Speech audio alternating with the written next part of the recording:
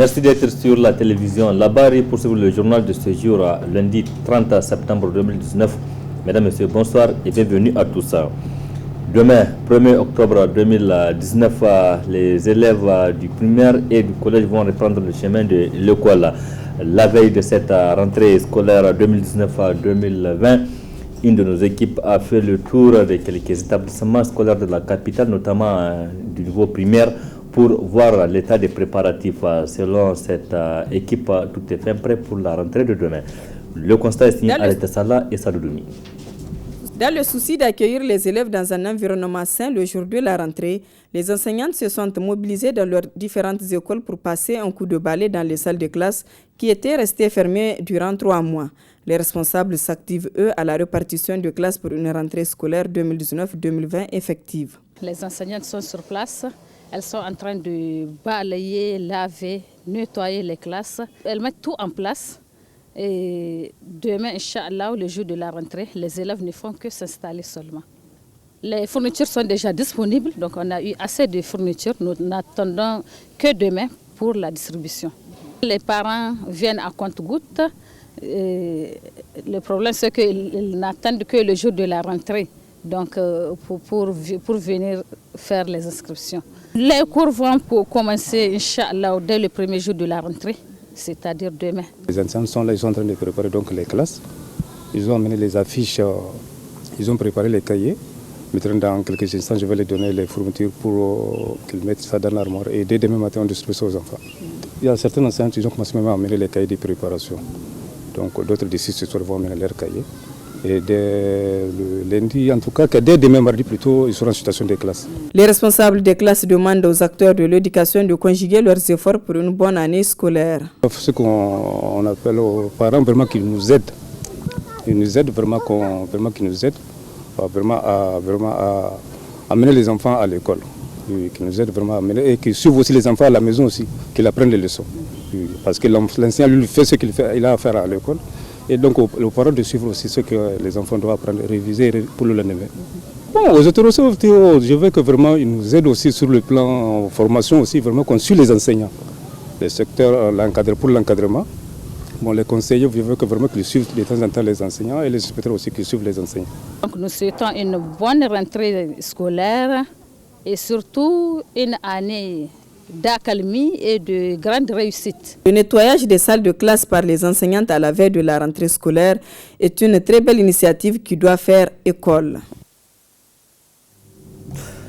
Fin hier soir à l'école normale supérieure de l'université Abdou Moumouni de Niamey des soutenances de mémoire pour les masters ingénierie de conception et de gestion des alternatives éducatives. Une première promotion pour cette filière qui prône la qualité de l'enseignement dans la sous-région en général. Faisons le point avec Adam Soumana et Sadoudoumi. Témoigner à l'administration de l'école normale supérieure et à la coordination donc de ce master combien nous sommes sortis en tout cas satisfaits de la formation que nous avons reçue ici. Tout ce qui était programmé a été réalisé à 100%. Les actions sont nombreuses. Nous avons une fontaine qui est là et qui est en marche que nous allons laisser aux promotions à venir. C'est lui. Nous avons le tableau qui est là-bas où on a commencé à écrire. C'est lui et bien d'autres choses. Merci, Monsieur Ali. Il s'agit là d'un avant-goût de la cérémonie solennelle marquant la fin de 2 années de cursus pour la vingtaine d'étudiants de 6 nationalités différentes, à savoir le Bénin, le Burkina, le Mali, le Niger, le Tchad et le Togo au master ingénierie en conception et gestion des alternatives éducatives. Un diplôme premier du genre dans la sous-région dont les soutenances de mémoire ont duré 1 semaine avec un résultat très satisfaisant comme en atteste cette cérémonie de remise de témoignages en marge de laquelle les étudiants n'ont pas manqué de témoigner leur gratitude à l'ensemble du personnel d'encadrement. Aujourd'hui, voilà, nous sommes au terme de la formation, à la fin des soutenances. Et c'est un moment, en tout cas, très solennel pour nous, où nous avons dit que il faut que nous soyons ensemble pour essayer de témoigner à l'administration de l'école normale supérieure et à la coordination donc de ce master, combien nous sommes sortis en tout cas satisfaits de la formation que nous avons reçue ici. Je voudrais également exprimer ma satisfaction dans la mesure où ça n'a pas été facile. Les uns et les autres ont porté un regard attentif sur nous. Malgré notre âge, avec le frère Ali, nous avons su concilier ancienne génération et nouvelle génération. Et aujourd'hui, nous sommes arrivés à la fin de cette étape. Nous disons merci à l'École normale supérieure de Niamey qui a engagé aussi le Tchad, qui n'est pas de lui au moins, mais le Tchad est dedans. Merci beaucoup. Nous serons donc les ambassadeurs de l'ENES au Tchad. La joie est encore plus perceptible du côté de l'administration de l'École normale supérieure pour avoir réussi avec brio la mission à elle confiée à travers cette première promotion. Le master ICGAE est un master sous-régional que l'École normale supérieure a pu obtenir en 2015 suite à une évaluation que la coopération suisse a effectuée dans 3 pays de la sous-région, le Bénin, le Burkina Faso et le Niger, au niveau des institutions susceptibles d'abriter un master international de renommée, à savoir les universités du Bénin, du Burkina Faso et du Niger, mais aussi les écoles normales supérieures. Et grâce à Dieu et grâce à tous les efforts que nos autorités ne cessent de fournir, l'école normale supérieure a pu remporter. Et aujourd'hui, la coopération suisse a testé si nous pouvons gérer un tel master. Voilà qu'à la fin des 2 années pile, nous avons fini. Les étudiants ont soutenu et des notes variant de 14 à 17 sur 20 avec un jury international. C'est un master dont la spécialité est unique dans la sous-région.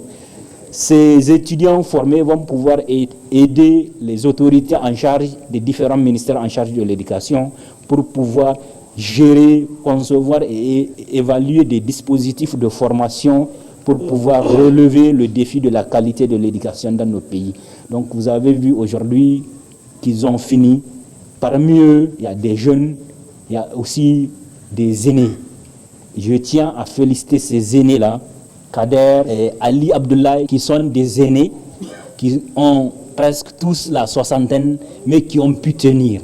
Donc félicitations, c'est un bon exemple à suivre pour nos jeunes qui viennent dans les universités, pour savoir que les études, il faut mettre de l'énergie, les études, il faut mettre du sérieux. En tout cas, on n'a aucune inquiétude que ces étudiants sortis de ce master-là feront la fierté des différents pays. Le résultat enregistré par cette première promotion pour ce master inédit fait de l'École normale supérieure une référence et la fierté de l'université Abdou Moumouni pour la recherche de la qualité de l'enseignement aussi bien au Niger que dans la sous-région. Les responsables des régions de Tawa et Tillabéri sont à Niamey dans le cadre d'un atelier de lancement du projet de construction de la route de contournement du barrage de Kandaji, la route à Sanama, Tebaram, Tawa et de l'enseignement bilingue franco-arabe. L'atelier qui réunit les différents acteurs concernés par ce projet a débuté ses travaux ce lundi matin à l'hôtel Radisson Bleu. Le compte rendu est signé Nafisa Zakou et Ibrahim Abdou. C'est dans le but de familiariser tous les intervenants dans l'exécution des projets aux différentes procédures de la Banque islamique de développement que se tient cet atelier de lancement des projets de construction de la route de contournement du barrage de Kandaji, de construction de la route Sanam-Tebaram-Tawa et le projet d'appui à l'enseignement bilingue franco-arabe. Occasion pour le chef de mission de la Banque islamique de développement de saluer la coopération entre la Banque islamique de développement et le gouvernement nigérien tout en soulignant l'importance et les objectifs de ces 3 projets. L'objectif principal de cette vaste réforme est de rapprocher la banque de ces pays membres et accélérer la prise de décisions requises pour la mise en œuvre rapide des projets. D'énormes efforts ont été ainsi consentis par les pays membres respectifs en collaboration avec la BID et les différents partenaires techniques et financiers pour répondre aux besoins sans cesse grandissants d'une amélioration durable de la disponibilité et les performances des infrastructures, y compris éducation et transport, afin de créer un environnement favorable à la croissance économique par des moyens d'accès à des infrastructures plus développées et à des coûts réduits. Dans son discours de lancement, le ministre de l'Équipement a fait un bref historique de ces projets d'infrastructure et de soutien à l'enseignement bilingue franco-arabe. La réunion de ce matin concerne l'ouverture de l'atelier de démarrage du projet de construction de la route de contournement du barrage de Kandaji, Gabou-Yaourou, d'une longueur de 40,2 km, financée à hauteur de 17,111 milliards de francs CFA par la Banque islamique de développement et de 0,11 milliards de francs CFA par l'État du Niger.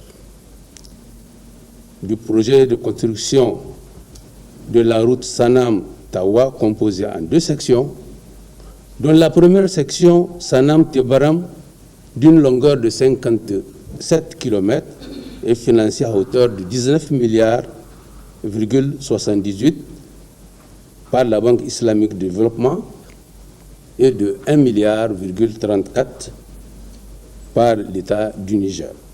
La deuxième section, Tebaram-Tawa, d'une longueur de 92 km, desquels les 40 premiers kilomètres sont financés à hauteur de 18 milliards 34 par la Banque islamique de développement. Les 52 km restants sont cofinancés à hauteur de 23,70 milliards de francs CFA par la BADEA et le Fonds cohésion. Du projet de soutien à l'enseignement bilingue franco-arabe financé à hauteur de 26,20 milliards par la Banque islamique de développement et de 3,16 milliards par l'État du Niger. À travers cet atelier qui durera 5 jours, tous les intervenants dans l'exécution de ces 3 projets seront imprégnés des procédures de la Banque islamique de développement en matière de passation de marché, de décaissement et de gestion financière des projets afin d'éviter le retard dans leur exécution. Du 2 au 4 octobre prochain, le Niger va abriter un sommet sur la limitation des mandats présidentiels. Ce sommet, initié par le National Democratic Institute NDI en collaboration avec OSIWA et Africa Forum, va enregistrer la participation de plusieurs anciens chefs d'État africains. En marge de cette rencontre, le patron du NDI a accordé un entretien à la télévision Labari. Précision avec Ali Cissé Ibrahim et Chebou Guissou. La démocratie qui suppose le gouvernement du peuple par le peuple et pour le peuple ne se fait pas sans problème, particulièrement en Afrique où la malgouvernance prend le pas sur la bonne gouvernance. Entre autres entorses à la démocratie observée en Afrique se trouve le non-respect de la limitation des mandats présidentiels.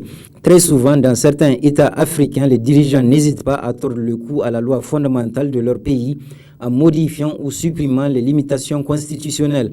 Alors, dans le but de soutenir les leaders politiques et les activistes de la société civile dans leur lutte pour défendre les limitations constitutionnelles des mandats, le National Democratic Institute a élaboré le programme Constitutionnalisme pour la consolidation démocratique qui sera lancé à Niamey lors du sommet qui réunira du 2 au 4 octobre les anciens chefs d'État africains avec comme idée centrale des discussions sur la limitation constitutionnelle des mandats. Lorsque nous avons lancé l'idée, ça a suscité beaucoup d'intérêt à travers le continent. Il y a beaucoup d'anciens chefs d'État qui auraient voulu participer. Mais effectivement, on n'avait pas de ressources pour faire venir tout le monde à Niamey. Nous avons donc un groupe de 5 qui seront physiquement présents et qui vont participer aux travaux, qui vont animer des panels. Il y a l'ancien président du Nigeria, Goodluck Jonathan. Il y a l'ancien président du Bénin, Nicéphore Soglo. Il y a l'ancien président du Libéria, Emos Soya. Il y a l'ancien président de la République centrafricaine, l'une des 3 dames que j'ai citées, donc la présidente Catherine Samba Panza, qui sera là aussi. Et vous savez que le Niger aussi a un ancien chef d'État qui avait été démocratiquement élu. Donc l'ancien président Mahaman Ousmane va aussi participer. En plus de ces 5, nous avons 3 anciens chefs d'État qui vont participer par vidéoconférence. Ellen Johnson Sirleaf va participer depuis les États-Unis, tout comme le président Jerry Rawlings du Ghana et l'ancien président Miguel Trebada de Sao Tomé et Principe. C'est pour vous dire que effectivement le tableau des panélistes est très riche. Nous nous attendons à des débats très enrichissants et très fructueux qui pourront nous amener à trouver un consensus, une déclaration qui pourra favoriser beaucoup de plaidoyers sur ces problématiques à travers le continent. Cependant, en ce qui concerne la situation politique actuelle de notre pays, caractérisée par la rupture du dialogue entre l'opposition et les tenants du pouvoir, Christopher Fuminio a fait les observations suivantes. Le NDI est présent ici au Niger et nous œuvrons à accompagner les Nigériens, toutes tendances confondues, dans la consolidation de la démocratie. Donc nous ne pouvons pas rester indifférents à cette tension qui persiste entre la mouvance et l'opposition. Enfin, il faut retenir qu'à l'issue de ce sommet qui rassemblera des anciens chefs d'État africains dans notre pays, le National Democratic Institute continuera à appuyer la société civile et les anciens chefs d'État africains pour la mise en œuvre d'une campagne de plaidoyer et de mobilisation citoyenne. Rendez-vous donc à la fin de ce journal pour suivre l'intégralité de l'entretien que nous a accordé le directeur régional du NDI, M. Christopher, sur le prochain sommet des anciens chefs d'État africains qui sera donc organisé ici à Niamey du 2 au 4 octobre prochain. Autre aspect de cette édition, à l'occasion de la célébration de la 41e édition de la Journée mondiale du tourisme, une soirée de gala a été organisée au Grand Hôtel de Niamey le samedi dernier. La célébration de cette journée est couplée cette année à l'ouverture de la saison touristique 2019-2020 sous le thème Tourisme et emploi, un meilleur avenir pour tous. N'est-ce pas, Abdrazak Hamidou Léo? Cette soirée de gala consacre la célébration de la Journée mondiale du tourisme. Elle est couplée à l'ouverture de la saison touristique 2019-2020 avec un thème bien choisi, tourisme et emploi, un meilleur avenir pour tous. Il s'agit de la 41e édition. J'attache une importance toute particulière à cette rare occasion qui m'offre la possibilité de mieux connaître vos attentes et vos préoccupations afin d'en tenir compte dans la mise en œuvre des politiques et programmes de développement du secteur. Je tiens ici à saluer l'exceptionnelle ténacité de vos entreprises qui font face avec courage aux difficultés liées à la morosité de notre secteur. Malgré ce contexte difficile, le gouvernement a fait du secteur du tourisme un des axes principaux de sa politique de développement. L'occasion pour les professionnels de ce secteur très prometteur de s'exprimer. C'est une activité pourvoyeur d'emploi et donc qui garantit donc un avenir pour tous. Voilà, donc dans le contexte actuel du Niger, bien que ce thème-là soit vrai, il n'en demeure pas moins qu'il y a des contraintes. Et ces contraintes, comme vous le savez, sont liées donc au contexte sécuritaire qui est caractérisé par un certain nombre de conflits, un certain nombre d'attaques, donc qui fait que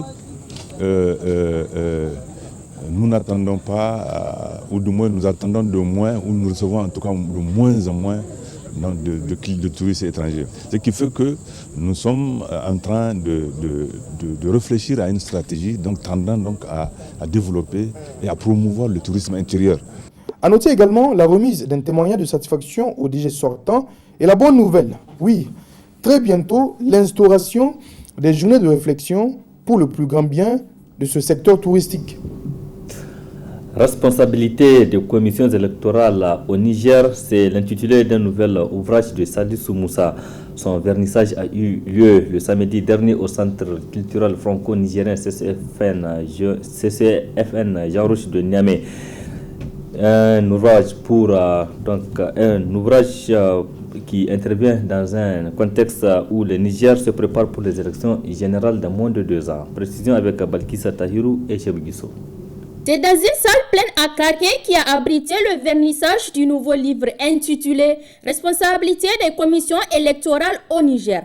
Une œuvre écrite par Salissou Moussa, qui au cours de cette cérémonie a mis l'accent sur la formation des représentants électoraux et le recrutement des membres compétents de la CENI. Les facteurs et les sources des conflits électoraux au Niger de 1993 à 2016, en termes de dysfonctionnement, contraintes ou autres difficultés, ont trait aux problèmes institutionnels, juridiques, au fichier électoral, au manque de formation, aux faiblesses en matière de logistique par manque de capacité et de malgouvernance, à la fraude dans les bureaux de vote cristallisent le phénomène, à la corruption dans la forme la plus vicieuse et organisée la veille des élections dans la nuit et la plus flagrante le jour du vote, et puis à la violence électorale, l'intimidation qui s'exerce particulièrement dans les zones nomades ou des endroits reculés.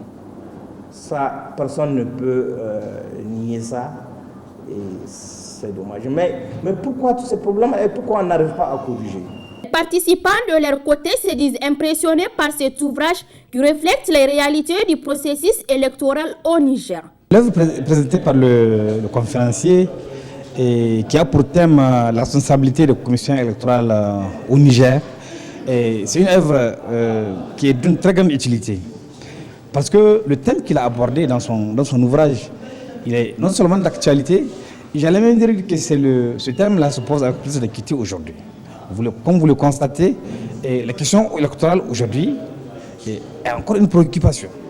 Une préoccupation parce que on a encore des doutes.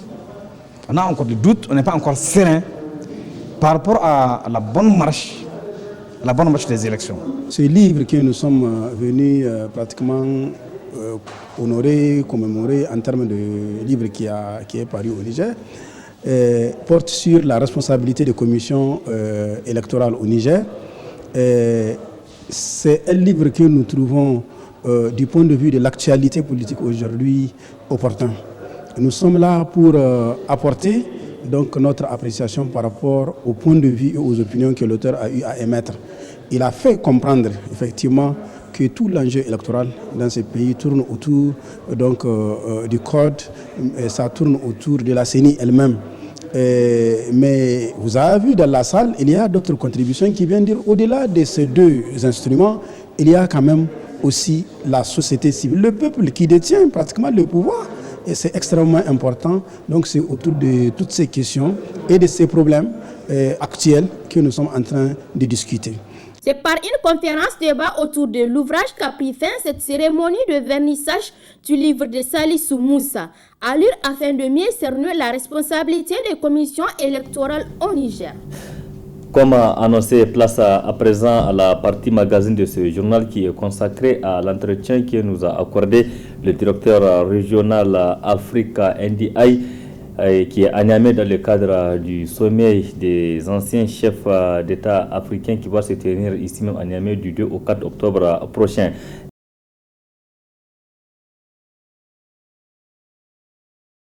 NDI, qui est le National Democratic Institute, est une organisation non gouvernementale qui exerce depuis plus de 30 ans et dont la mission principale est de soutenir et de promouvoir la démocratie à travers le monde. Nous avons des antennes dans à peu près 60 pays sur tous les continents. Notre siège est à Washington, D.C., aux États-Unis, mais nous sommes vraiment actifs sur le terrain en appui aux organisations de la société civile, aux partis politiques, toutes tendances confondues, aux institutions de gouvernance, l'Assemblée nationale, les collectivités locales. Et nous œuvrons à encourager la participation des femmes et des jeunes en politique. Et vous vous souvenez également que le NDI est présent ici au Niger, parce que depuis la transition de 1993, par divers moments, le NDI a toujours été présent à côté des démocrates nigériennes pour les accompagner dans la recherche de la consolidation de la démocratie dans votre pays.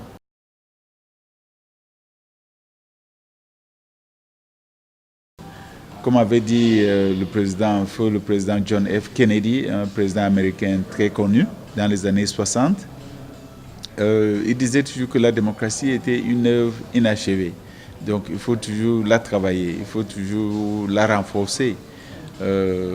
Parce que parfois, même des pays qui ont fait des avancées éprouvent des difficultés aussi. Vous n'avez qu'à suivre ce qui se passe en ce moment, par exemple dans les pays des vieilles démocraties comme les États-Unis d'Amérique, comme la Grande-Bretagne, avec Brexit et autres. Vous n'avez qu'à voir ce qui se passe par rapport au fonctionnement des partis politiques, même dans les vieilles démocraties. C'est pour dire que même lorsque la démocratie se porte bien, il faut toujours l'encourager, il faut toujours la soutenir, il faut toujours la promouvoir, parce qu'il y a toujours des défis, des nouveaux défis qui se présentent à l'horizon. Cela dit, il faut aussi reconnaître que l'Afrique de l'Ouest et l'Afrique tout court, en général, a connu des avancées ces 2 et 3 dernières décennies. Je me souviens quand j'ai commencé au NDI, sur tout le continent africain, il n'y avait que 3 anciens chefs d'État qui avaient cédé le pouvoir volontairement. Il y avait le président Sédar Senghor du Sénégal, le président Amadou Ahidjo du Cameroun et le président Julius Nyerere de la Tanzanie. Sinon, c'était avant les années 90, l'époque des régimes militaires et des partis uniques à travers tout le continent. Mais aujourd'hui, nous avons plus de 40 personnalités qui ont exercé les fonctions de chef d'État et qui vivent encore sur le continent. Ça, c'est une avancée remarquable. Avant les années 90, il n'y avait pas beaucoup de femmes en politique. Mais vous avez dû constater que durant les 10 dernières années, nous avons connu 3 femmes africaines qui ont exercé les fonctions de chef de l'État. Le président Ellen Johnson Sirleaf au Libéria, qui a été élu et réélu pour servir 2 mandats. Madame la présidente Joyce Banda au Malawi, qui a commencé comme vice-présidente, mais qui par la suite a assumé la présidence de son pays.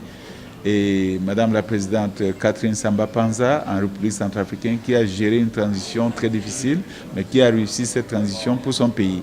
C'est pour vous dire que de façon ramassée, il y a des secteurs dans lesquels l'Afrique fait vraiment beaucoup de progrès en matière de démocratie. Mais comme je l'ai dit au début, il faut toujours la travailler, l'encourager et favoriser les échanges, les plateformes d'échange, des possibilités pour que les gens échangent les expertises et les expériences. Et c'est pour cela que nous avons tenu à organiser ici à Niamey ce sommet sur la démocratie, sur les transitions démocratiques, le respect des mandats présidentiels, le principe de la limitation des mandats qui favorise le renouvellement de la classe politique à travers les urnes. Donc c'est vraiment historique et un sommet de grande importance, de grande envergure auquel va participer un certain nombre d'anciens chefs d'État africains, les acteurs de la société civile, des académiciens, pour enrichir la réflexion et voir ce que notre continent peut continuer à faire pour renforcer la démocratie. Je vous signale aussi que même l'Union africaine sera représentée ici, parce que c'est un sujet qui lui porte à cœur, quitte à voir par exemple la charte de l'Union africaine de 2007 qui parle de la démocratie, des élections et de la bonne gouvernance. Donc c'est un sujet d'actualité et nous sommes très heureux que le Niger ait accepté d'abriter ce sommet.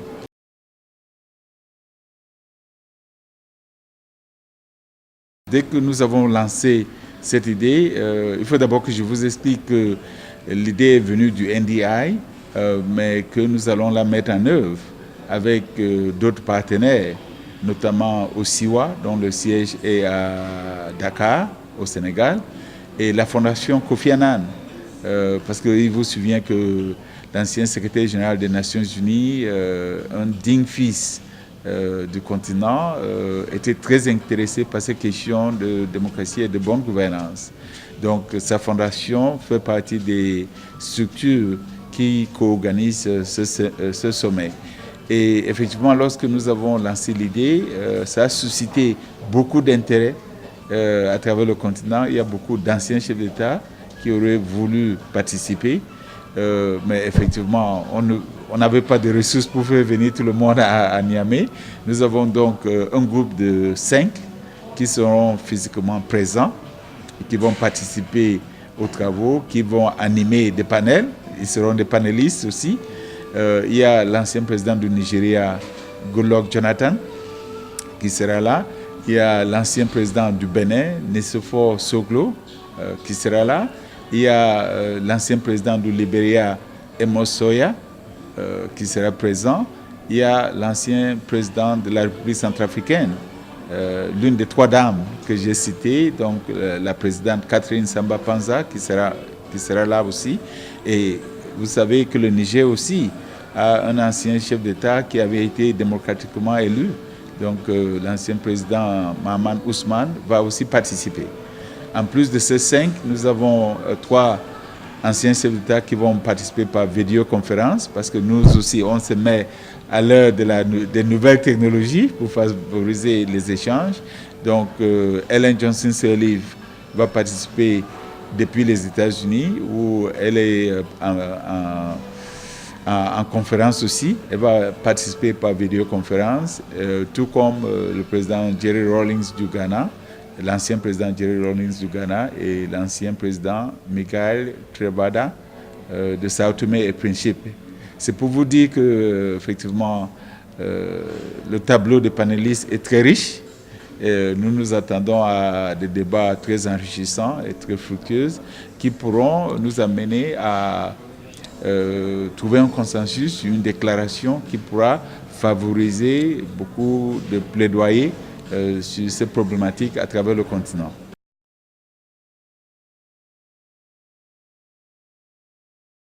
Dans le tri des anciens chefs d'État qui viendront, c'est des personnalités qui ont porté une contribution dans le processus de démocratisation dans leurs pays respectifs.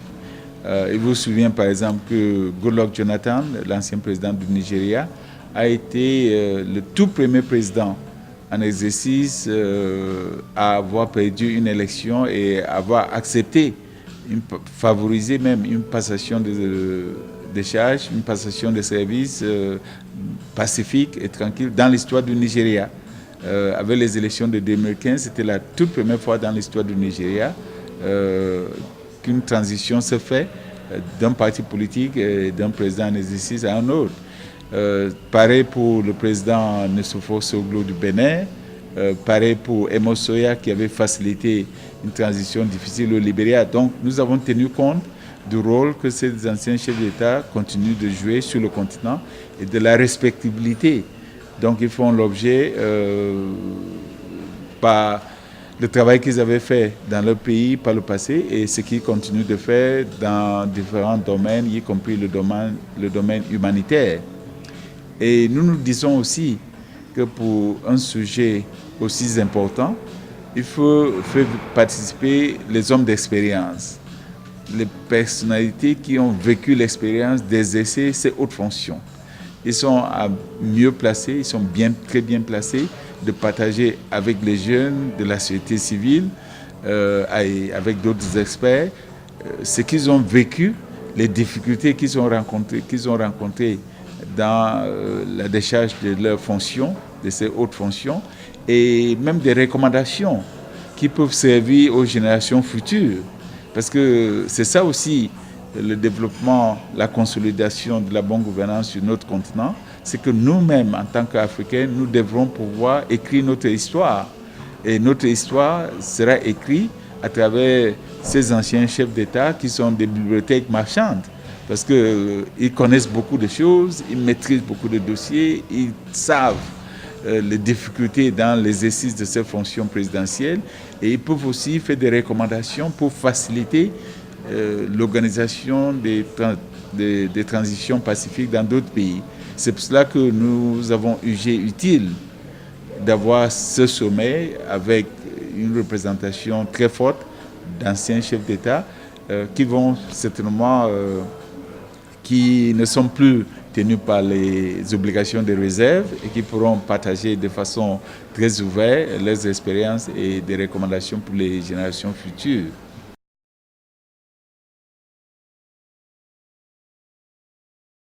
Je suis au courant de difficultés de communication entre la mouvance présidentielle et l'opposition. Et comme je vous ai dit, le NDI est présent ici au Niger et nous œuvrons à accompagner les Nigériens, toutes tendances confondues, dans la consolidation de la démocratie.